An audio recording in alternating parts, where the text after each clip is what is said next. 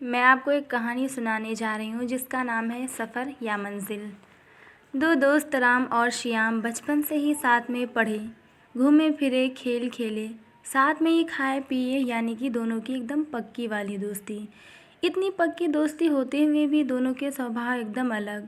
राम एकदम शांत, सुलझा और विषय और वस्तु के हर पहलू पर ध्यान देने वाला। वहीं श्याम एकदम विपरीत, यानी कि उतावला और सिर्फ रिजल्ट को महत्व देने वाला। श्याम हर काम को जल्द से जल्द करके उसे हटाने के बारे में और सबसे पहले नंबर पर आने के बारे में सोचता। ऐसा करने में उससे कई गलतियां भी हो जाती। राम कभी किसी काम में जल्दबाजी नहीं करता। वो हर एक काम को सोच समझकर, उनके हर पहलुओं पर गौर करके ही करता। हाँ, थोड़ी देर होती, लेकिन उसके काम में कोई गलतियां नहीं होती। एक बार दोनों दोस्त लंबी दूरी से घर को लौट रहे थे। तब श्याम ने कहा कि वो राम से ज़्यादा तेज़ दौड़ता है। इस बात से राम सहमत नहीं था, क्योंकि दौड़ने में तो वो भी काफ़ी तेज़ था। ये बहस एक शर्त में बदल गई। दोनों ने तय किया कि वो जहाँ पर है वहाँ से उनके घर तक की दूरी अब वो दौड़कर तय करेंगे, और जो सबसे पहले घर पहुँचेगा वो विनर होगा।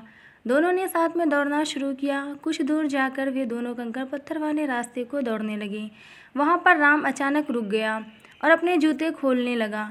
उसे ठहरा हुआ देख श्याम ने मुस्कुराते हुए कहा, क्या हुआ, अभी से हार मान ली? राम ने श्याम से कहा, बिल्कुल नहीं, मैं अपने जूते में फंसे कंकरों को निकाल रहा हूँ ताकि आगे जाकर मुझे रेस कंप्लीट करने में कोई दिक्कत ना हो। वो बोला, मुझे छोटे मोटे कंकरों की परवाह नहीं है, मैं किसी भी हालत में तुमसे पहले ये रेस कंप्लीट कर लूँगा। इतना कहकर श्याम आगे बढ़ गया। राम ने अपने जूतों से कंकर निकाले और अपनी रेस फिर से शुरू की।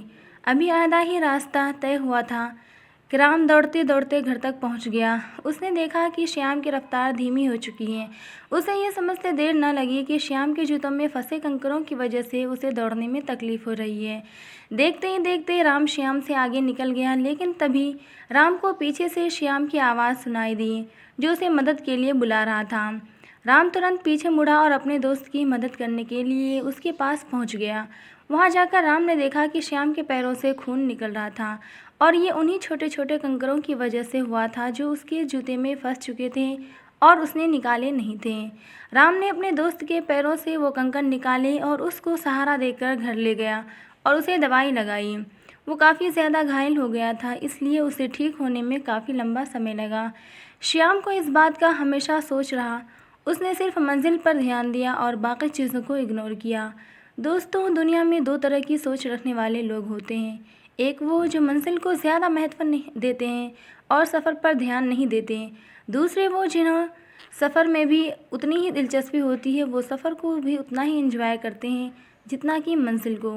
और ऐसे लोग जानते हैं कि मंजिल तक पहुंचने के लिए सफ़र में कई सारी चीज़ों पर ध्यान देना पड़ता है, और आखिर में वही सही सलामत अपनी मंजिल पर पहुंचकर उसका आनंद मना पाते हैं। दोस्तों, एक कहानी हमें बहुत ही महत्वपूर्ण बात सिखाती है। हमें अपनी मंजिल पर ज़रूर फोकस करना चाहिए, लेकिन उस मंजिल तक पहुंचने के सफ़र को अगर हम सोच समझ कर तय करें, उसका आनंद लेते हुए तय करें, तो मंजिल पर पहुंचकर हमें ज़्यादा खुशी होगी।